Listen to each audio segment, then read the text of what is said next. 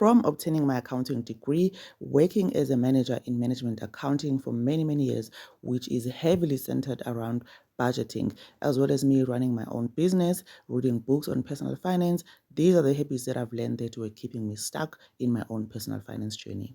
The first habit is not paying yourself first. Paying yourself first basically means that whenever you earn money or whenever you get paid or however you make your money, you set aside a certain percentage of that money, put it into the savings account so that you can start building your savings account that you can maybe at a later stage take some of that money and put it into investments.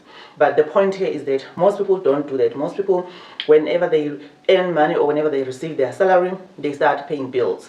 And whatever is left from that, if any, then they save some of that money.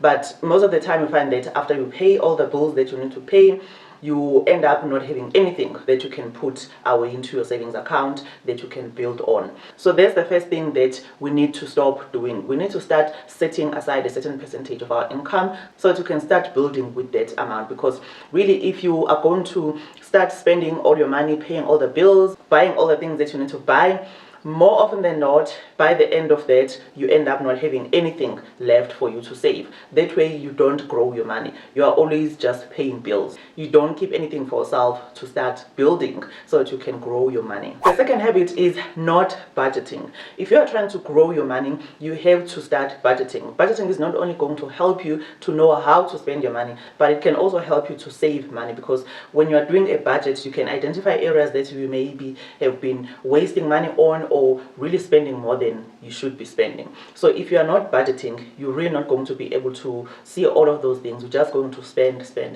So you have to start budgeting. That way you'll make sure that all the important things are catered for, all the important things that you need to pay for are indeed paid for, and you're going to be able to even budget for the money that you're going to put away and start building with. It can also help you to develop that discipline to not spend more than you're supposed to spend, because if you have a certain budget to say, for example, this is how much I'm going to spend on eating out, then you know that once you reach that amount, then you're not going to be eating out again in that specific month. But if you don't have a budget, you're just going to continue spending and not even keeping track on what you are spending your money on. So not budgeting is definitely another habit that we need to stop. The next habit is not having a savings buffer, preferably a savings buffer of about 3 to 6 months of your monthly expenses. So if you have that savings buffer, that is really going to help you not only with giving you peace of mind, knowing that if there was any emergencies that were to come, you have that money that is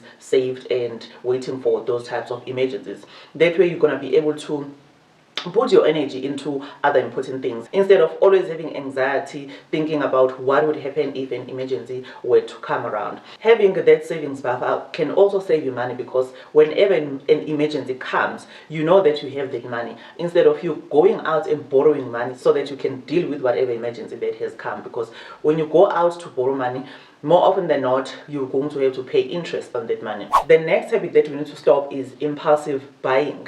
More especially when it comes to us ladies, we are known for loving to shop. Obviously, there's nothing wrong with loving to shop, but if you can't control your impulses, if you are just buying impulsively and not planning the things that you want to buy, that can really hurt your financial situation, because you can end up going over budget. You can end up spending your money on things that are not important, neglecting the things that are actually important, and that can also cause you not to be able to have anything left at the end of the day that you can put away into that savings account that we spoke about. So you need to get a hold of your impulsive buying. I'm not saying that you can't just go into the shop and see something that you like and decide to buy it. Obviously, if that is within your budget, if you've set aside a certain budget for you to be able to do that, and the rest of the things are covered, including your savings, then obviously there's nothing wrong with that. Where it becomes a problem is that when you end up using money that was meant for other things, because now you just can't stop yourself. Whenever you see a pair of shoes that you love, you just buy. Whenever you see a dress that you like, you just buy. So we need to stop impulsive buying and start buying more intentionally and planning properly properly the things that we want to buy. The next habit is living beyond your means. I hear a lot of things on social media that there's this pressure of, having to look like you're living a certain lifestyle or having to look a certain way, that other people even go to the extent of, buying those things on credit just so that they can look a certain way. That is really not something that you want to do. Living beyond your means is something that can really haunt you for a very long time. You are not going to be able to build anything, not going to be able to grow in your financial situation, because now you are forever servicing debt that is not even helpful, because there is a difference between good debt and bad debt. If you are just buying frivolous things, you're not going to be able to grow your finances. So that's the one thing that you need to be very careful about. Make sure that you minimize to the bare minimum the things that you buy on credit, really, and make sure that it's actually really, really necessary that you buy those things on credit. The next habit that we need to stop doing is that whenever our earnings increase, for example, if let's say you get a promotion or your business starts making more money, you all of a sudden want to upgrade your lifestyle. You all of a sudden want to upgrade the car that you drive, the house that you live in. You want to upgrade the shops that you buy from. You just want to upgrade a lot of things, even when it's not necessary. I'm not saying that you're not supposed to upgrade your car whenever you are able to. I'm not saying that. But what we do sometimes is that we upgrade unnecessarily, even when your car was still in a good condition and you didn't even plan or even think about upgrading a car. But all of a sudden, because now you got a promotion, you think that you have to upgrade your car. What you actually want to do whenever you have such situations is that you actually want to increase the amount of money that you are saving, because now you have more disposable income. That's the best opportunity for you to now increase your savings instead of increasing your expenses. Then at a later stage, you can be able to buy all those things that you wanted to buy with the money that you've made from your money making you more money, if that makes sense. The next habit is not pursuing multiple streams of income. Things are so expensive nowadays.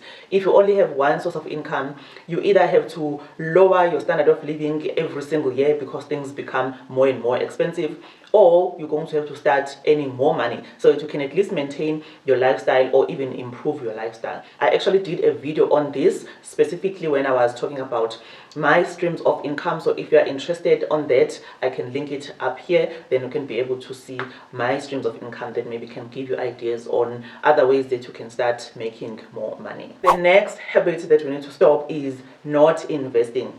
I've been talking about putting money away into a savings account. That is good and well, but at some point, once you've built up that savings buffer, at some point you're going to have to now start investing. You don't need to keep all your savings in a bank account just sitting there, because with inflation every single year you are actually losing money, because money loses value. What you could buy with 100 rand a year ago is not the same as what you can buy with 100 rand today. If you look at how much that 100 rand is worth now, you've actually lost money because of inflation. So what you want to do is, after you've built up your savings buffer, you're going to have to start investing. Whether you are investing in real assets that are going to bring you money, or you are investing in financial assets, or you are starting a business, something that is going to bring you money, or something that is going to grow in value at least, so that you can keep up with inflation. If you just leave your money at the bank, it's not really going to give you a lot of interest that can keep up with inflation. You need to start building your investment portfolio. The next habit that you need to stop is focusing more on saving instead of focusing more on earning. Saving money can only take you so far. If you only have 1,000 rands to save, even if you save all of that 1,000 rand, you are still just limited to that 1,000 rand.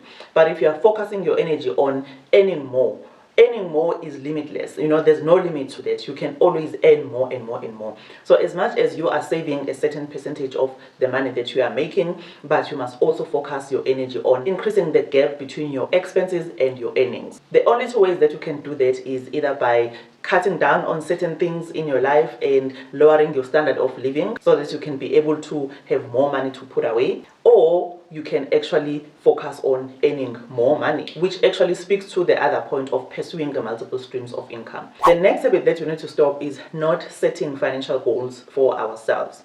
Think about it. In many different areas of our lives, we set ourselves goals so that we can be able to track our progress, so that we can be able to see if we are on the right track to achieving those goals. So if you don't have financial goals, how are you then going to improve in that area? How are you going to grow your finances if you don't have financial goals? Financial goals that you set for yourself can be anything from how much you want to save, how much you want to be able to earn, how much you want to be able to invest, how much you want to be able to give away, things like that. Those are the goals that you need to set for yourself so that the actions that you take can actually be taking you closer and closer to achieving those goals. If you don't have any goals, then you don't have anything to work towards. So make sure that you set financial goals for yourself, whether that is on a monthly basis or on a yearly basis, to say, by the end of the year, I want to have saved this much. By the end of the year, I want to be able to earn this much. By the end of the year, I want to be able to invest this much. Alright, that's all that I have for you today. If you did enjoy the video, do give it a thumbs up, and also do click that subscribe button. I'd love to have you over.